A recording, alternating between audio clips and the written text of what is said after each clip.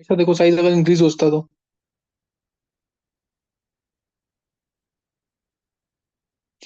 देखो 18th question, 18 से कर रहा है ना।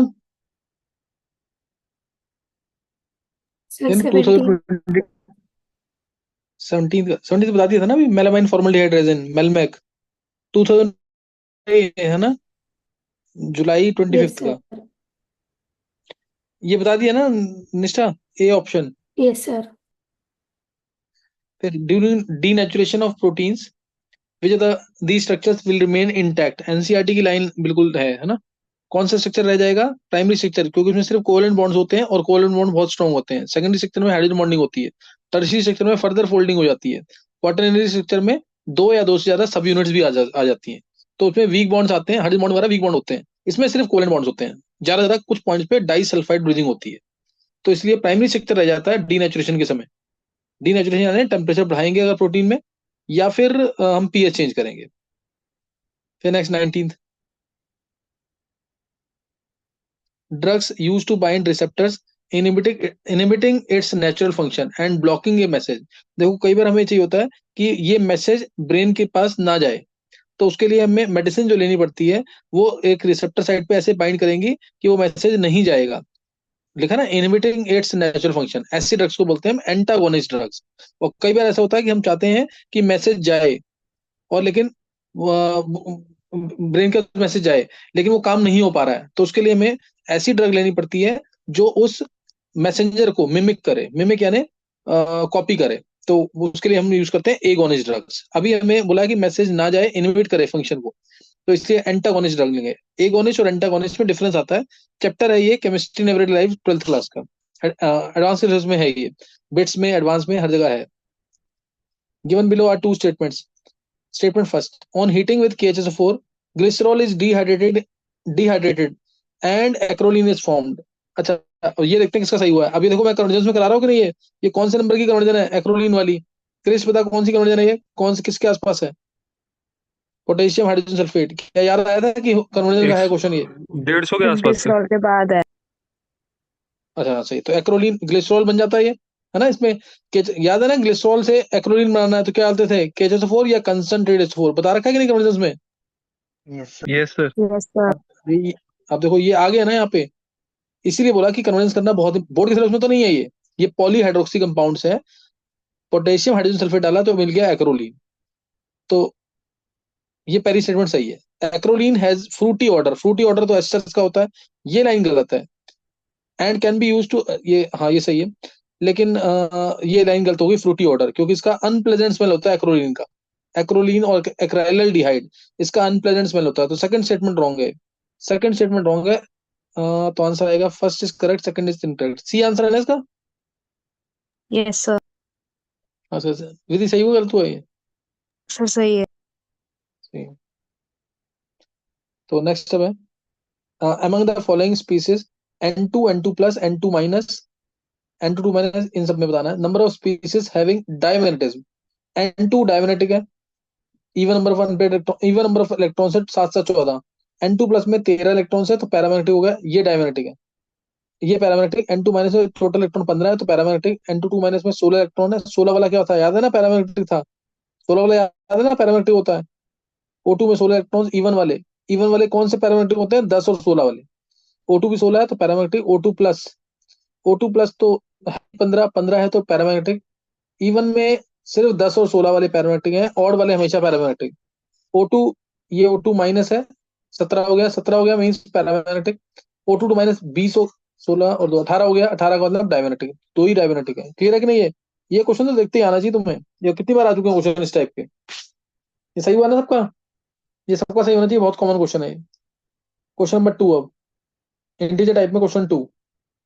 Enthalpy of combustion of propane, graphite and dihydrogen are this and this. Magnitude of enthalpy of formation of propane, direct question है, बहुत ही इजी।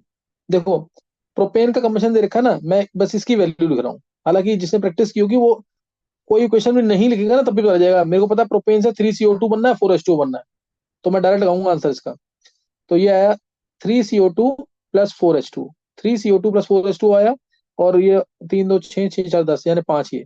अब डेल्टा H इसका होगा डेल्टा एच रिएक्शन का दे रखा है फॉर्मेशन ऑफ प्रोपेन का, कितना दे रखा है, ये दे रखा है -222 ये दे रखा है। मैं फिर भी लिख देता हूँ, summation of heat of products minus summation of heat of reactants. तो डेल्टा एच है इस रिएक्शन का, इसी कंबेशन का, -222 heat of formation of products, products में है thrice of heat of formation of CO2 plus 4 times heat of formation of H2O minus heat of formation of C3H8। और ये तो एलिमेंट्स का हीट ऑफ फॉर्मेशन 0 होता है। तो तुम्हें heat of formation of CO2 दे रखा है, कितना है, -393 है ना, -393, यानी ये हो गया लगभग 403, 1200 के आसपास, 1200 से थोड़ा कम, 1200 से थोड़ा कम, -1180 के आसपास, मैं अंदाजा लगा रहा हूँ सिर्फ, ये -1180 के आसपास। और 4 times heat of formation of H2O, ये है -300 मानू अगर इसको मैं, 4 इंटू -300 -1200, -1200 से 45 कम, -1155 के आसपास का, यही है ना, 1155 के आसपास का, नहीं 300 है ना, 4 से, हाँ ये भी भाई, 1155 नहीं, 460 कम करना, 1140 के आसपास, 1140 के आसपास का ये होगा, अंदाजा बता रहा हूँ मैं ये। और minus heat of formation of propane, ये तुम्हें निकालना है, C3, ये निकालना है तुम्हें, -2220। अप्रोक्सीमेट आंसर ये देखो कि अपने आप निकल जाएगा कितना आ रहा है, 1180 और 1140, 2200, 2320, 2320, आंसर इधर जाएगा तो पॉजिटिव, पॉजिटिव आंसर आना चाहिए, पॉजिटिव में आ रहा आंसर क्या, नहीं। नेगेटिव में आ रहा है। हम्म। अच्छा ये इधर जाएगा ना, सही है, हाँ, ये तो HF वाला इधर उस साइड जाएगा ना। ये हमारा कितना है, -1180 और 1140, या 2200, 2300, 2320, और 2220, 100 के आसपास आंसर है नेगेटिव में, 100 के आसपास है आंसर नेगेटिव में, क्या आंसर है इसका, 104 नेगेटिव। हाँ वही कह रहा हूँ, ये देखो -104, तुम्हें तो एग्जैक्ट निकालना पड़ेगा, क्योंकि नियरेस्ट इंटीजर बोला हुआ है, तुम्हें एग्जैक्ट निकालना पड़ेगा इसमें। लेकिन अंदाजा बता रहा हूँ तुम्हें, ऑब्जेक्टिव में आएगा अगर 4 ऑप्शन दे रखे हैं तब तुम्हें ऐसे ही करना पड़ेगा जो मैंने अभी सिखाया था तरीका। थर्ड क्वेश्चन, निश्चय करो, third question, the pressure of a moist gas at 27 degree Celsius is 4 atmosphere. Moist gas का यानी dry gas plus water vapours का प्रेशर है 4 atmosphere. Volume of the container is doubled, volume को डबल किया तो प्रेशर सीधा आधा हो जाता है, यानी 2 एटमॉस्फेयर हो जाना चाहिए answer. The new pressure of the moist gas is 10⁻⁻1 में। Given vapour pressure of water कितना है 27 डिग्री सेल्सियस पे 0.4। तो पहले मैं इस 4 में से 0.4 को माइनस करूंगा, क्योंकि इस पे आइडियल गैस इक्वेशन अप्लाई नहीं होती है वाटर वेपर्स पे। 3.6, 3.6 एटमॉस्फेयर आ गए, और वॉल्यूम को डबल किया तो प्रेशर हो जाएगा 1.8 एटमॉस्फेयर, 1.8 एटमॉस्फेयर हो गया। और फाइनली ये तो तुम्हें ऐड करना ही पड़ेगा वाटर वेपर्स का प्रेशर, ये कितना 0.4, तो 1.8 प्लस 0.4 2.2 आएगा, यानी 22 आंसर आएगा। क्या आंसर है इसका, 22। 22 है ना आंसर इसका। डायरेक्ट क्वेश्चन यस था, सर। ओरली चाहोगे तो मन में हो जाएगा, 4 था, पानी का वेपोरेशन बाहर निकालो, 3.6 हो गया, वॉल्यूम डबल किया तो प्रेशर कितना हो गया, आधा, 1.8, 3.6 आधा 1.8 हो गया, 0.4 फिर ऐड कर दो 2.2, यानी 22 आंसर आ गया, 22 इंटू 10⁻⁻1। नेक्स्ट क्वेश्चन है, सेल पोटेंशियल फॉर Zn से Zn2 प्लस, SnX से SnX प्लस से Sn 0.801 cell potential. The reaction quotient Q की वैल्यू है 10⁻², number of electron involve, N की वैल्यू निकालनी है, सही ना, N की वैल्यू निकालनी है। तो मैं डायरेक्ट लगा रहा हूँ, ई सेल कितना है इसका 0.801, 0.0801, और ई नोट सेल कैथोड Sn वाले का, SnX से 0.008 से 0.763 माइनस करेंगे, दोनों ऐड हो जाएंगे, 3 8 11, एक आएगा, 6 का 7 हो जाएगा, और 7, 0.771, 0.771 ये आ जाएगा, और -0.06 दे रखा है इसने,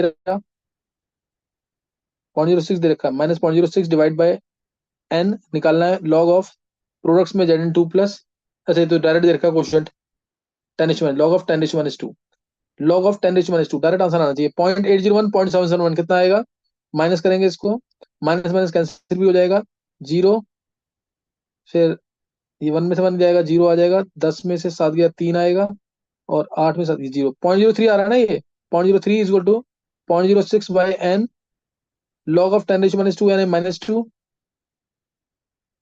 लॉग, ये नेगेटिव आ रहा है आंसर क्या, एन की वैल्यू 4 आ रही है, 0.03 2 से जाएगा तो एन की वैल्यू 4 आंसर है वैसे क्या? Yes sir. Yes sir. ये गलत एल उल्टा एन कैसे वाले में नेगेटिव 2 कितना है? रहेगा। 0.06 का नेगेटिव भी तो है। अच्छा 0.06 का नेगेटिव है, हाँ 0.06 का नेगेटिव रहेगा, सही है। एन की वैल्यू 4 आ जाएगी। समझ आ गया कि नहीं है? बोर्ड लेवल का एल क्वेश्चन एन है, वाले इजी में 2 क्वेश्चन। दे रखी है इसका। दोबारा बोल क्रिश। एल एन वाले आंसर की में 2 दे रखा है इसका। 2 दे रखा है हाँ।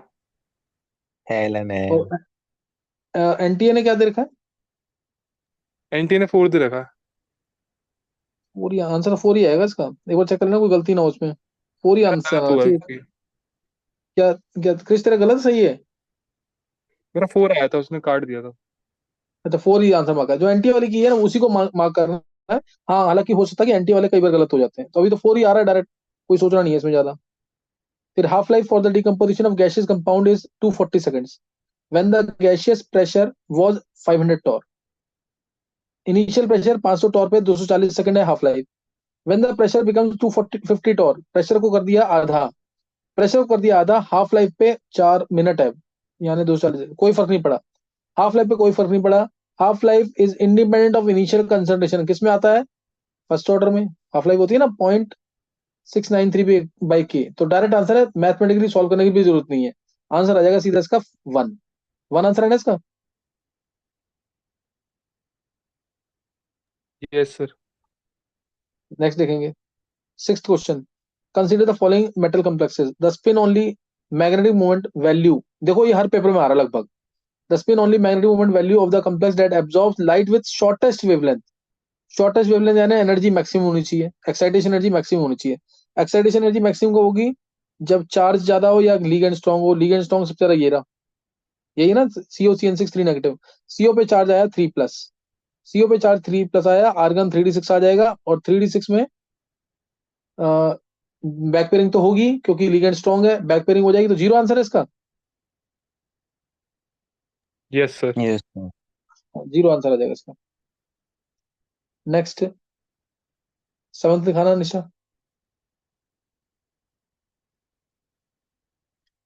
देखो, among CO3+, Ti2+, V2+, Cr2+, 1 if used as a reagent cannot liberate, अच्छा 1 if used as a reagent cannot liberate H2 gas, जो H2 गैस लिबरेट ना करे फ्रॉम डाइल्यूट मिनरल एसिड, यानी HCl है और H2 गैस लिबरेट ना हो, H+ से H2 है ना, H+ से H2, यानी स्टेट हो गई कम, +1 से 0 हो गई ना स्टेट, तो दूसरे की स्टेट बढ़नी चाहिए, दूसरे की स्टेट बढ़नी चाहिए।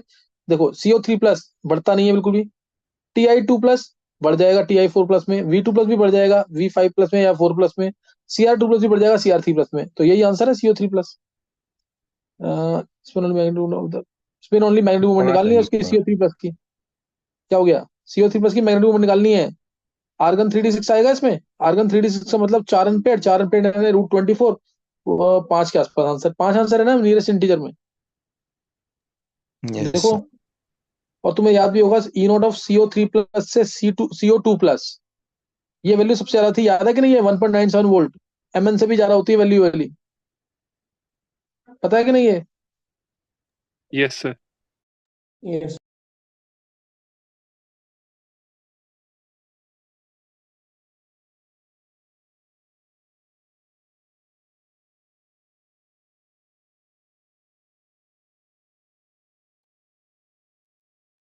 Next question,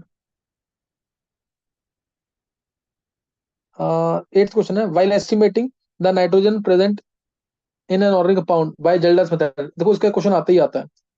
the ammonia evolve from 0.25 gram of compound neutralise 2.5 millilitre of 2 molar H2SO4, the percentage of nitrogen present in organic compound is, nitrogen का परसेंटेज निकालना है। तो मिलिक्वेंट्स अमोनिया जो गैस रिलीज हुई है उसमें नाइट्रोजन होता ही है, मिलिक्वेंट्स ऑफ अमोनिया कह लो या milliequivalents of nitrogen is equal to milliequivalent of H2SO4। Mass इसका बाय 14 इंटू 10⁻³ मिलीमीटर। देखो ये इसमें तो एक्सपेक्टेड है कि क्वेश्चन क्या आना है, न्यूमेरिकल आएगा कोई, और ज्यादातर जल्दाज मेथड पे न्यूमेरिकल आता है। या वॉल्यूम ऑफ नाइट्रोजन में न्यूमेरिकल आता है, इन दोनों पे आता है, या कार्बन हाइड्रोजन की परसेंटेज वाला न्यूमेरिकल आएगा। तो इसमें फिक्स है, 2 पेज की थ्योरी है वो याद करो, प्लस 3-4 टाइप के न्यूमेरिकल आते हैं इसमें। मिलिकॉन्स ऑफ H2SO4, H2SO4 के मिलिकॉन कितने हैं? 2.5 मोलैरिटी 2, वॉल्यूम 2.5 एंड फैक्टर इसका 2। तो 5 2 10 हो गया, एक्चुअली 0.14 आ गया सीधा यहाँ से, 0.14 ग्राम ये आ गया, और कंपाउंड था 0.25 ग्राम, 0.14 डिवाइड बाय 0.25, या 56% आ गया आंसर, 56% आ गया सीधा। Yes. आधे आधे मिनट के क्वेश्चन है, ज्यादा का क्वेश्चन नहीं है। फिर number of sp3 hybridised, number of sp3 hybridised carbons in an acyclic neutral compound with molecular formula C4H5N, C4H5N, चाहो तो उसका डीबी निकाल लो, नहीं तो डायरेक्ट भी पता लग जाएगा। C4H5N है ना, तो ये नाइट्राइल हो सकता है, CH3CH2CH2CN, नहीं नहीं, डबल बॉन्ड एक और लगाएंगे, ये आंसर आएगा इसका, CH3CH डबल बॉन्ड CHCN, एक पॉसिबिलिटी। C4H5, 3 और 2 5, हाँ ये आएगा। और एक पॉसिबिलिटी और कर सकते हैं, CH2 बॉन्ड CH3CN, ये 2 पॉसिबिलिटीज है इसकी। फिर इसमें बोला number of sp3 carbon in a cyclic neutral compound, a cyclic यही है ओपन में, विद मार्को ये बता दिया मैंने। तो sp3 वाला ये रहा कार्बन, और sp3 वाला ये रहा कार्बन, दो ही होंगे सिर्फ, एक ही होगा, सॉरी, एक, वन आ गया ना ये। हाँ एक, अच्छा इसमें एक पॉसिबिलिटी ये होती है कि दोनों अगर कंपाउंड लेंगे तो दो हो जाएंगे, दोनों लेंगे तो, लेकिन दो की बात नहीं कर रहा, इन ऑल द कंपाउंड बोलता है ये आंसर। क्या दे रखा है इसका आंसर?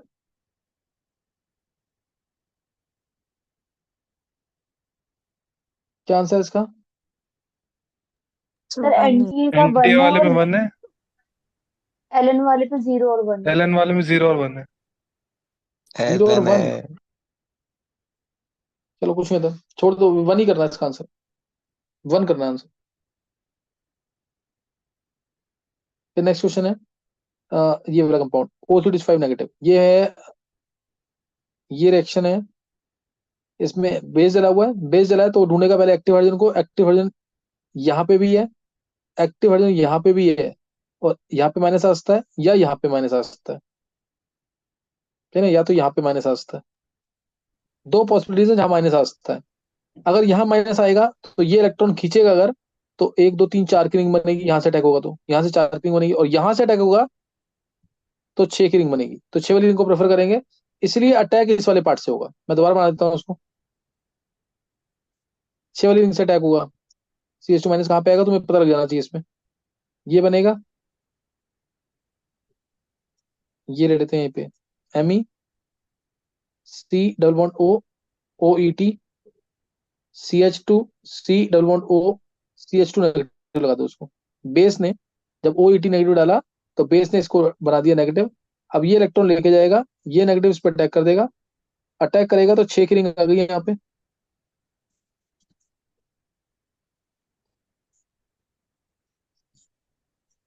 ये आ जाएगी 6 की रिंग, और वापस देगा इलेक्ट्रॉन तो OET गायब हो जाएगा, डबल बॉन्ड O आएगा, OET गायब हो जाएगा, CH2, C double bond O, CH2, और ये जुड़ जाएगा 6 की रिंग, ये आ जाएगा आंसर इसका, ये आंसर आ गया, और कुछ तो नहीं है, हाँ बस यही है। फिर बोला number of chiral carbon in the product is, chiral carbon कौन कौन से हैं? कायरल कार्बन ये वाला है एक तो, ये वाला, और एक ये वाला, दो है कायरल कार्बन, सही ना, टू आंसर आ जाएगा इसका। क्या समझ आ गए? Yes sir. ये आंसर आ जाएगा। अब तुम्हारे इसमें मार्क्स क्या आए हैं बेस अपने? की तरह काम किया है इसने रिएजेंट ने? OET नेगेटिव है, OET नेगेटिव,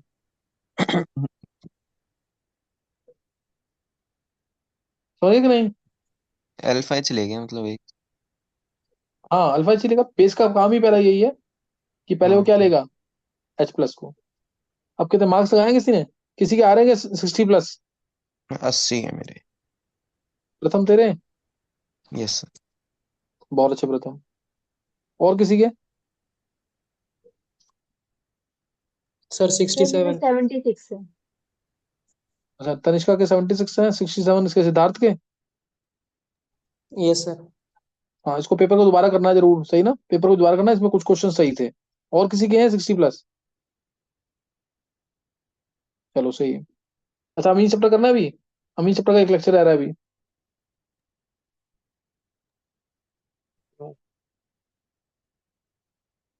अमीन चैप्टर रह रहा है अभी, और क्लासेस रन कर रहे हो स्कूल में कि नहीं? हम्म, यस कर रहे हैं करो तो, सर। तो कर दो, क्या चल रहा है? अटेंडेंस तो होती नहीं है शायद। हम्म क्या टॉपिक क्या चल रहा है? सर कल रिसेप्शन रिवीजन चल चल कोऑर्डिनेशन रहा था, है। आज इलेक्ट्रो। चलो सही है। इतना है ना, तुम्हारा सिलेबस में बता दिया, वही सिलेबस है। 4 चैप्टर उसके ऑर्गेनिक के हैं, और डी एंड एफ और कोऑर्डिनेशन ढंग से पढ़ के देना कन्वर्जेंस के साथ, नेम डिस्टिंक्शन और कन्वर्जेंस। और अच्छा, डेट शीट किसी ने सुनी है क्या, जो बोर्ड की डेट शीट आई है अभी? Yes sir. Yes yes sir. Sir. मैंने अभी देखा नहीं है, किसी ने बताया था मेरे को, वही सही है ना? 17 को फिजिकल, 21 को फिजिक्स, और 27 को केमिस्ट्री, और उसके बाद सीधा मैथ्स है 8 को। Yes 8 sir. को मैथ्स, और यस सर। 11 को इंग्लिश, इंग्लिश और है फिर सर। 25 को, हाँ 25 को फिर बायो होगा। तो फिर यही होगी यस डेट सर। शीट। तो 17 फरवरी से पेपर स्टार्ट है आपको इस बार। यानी प्रैक्टिकल भी तुम्हारा वही मान के चलना, जनवरी 20-22 के आसपास स्टार्ट हो जाएंगे। अच्छा, करना है अभी चैप्टर भी?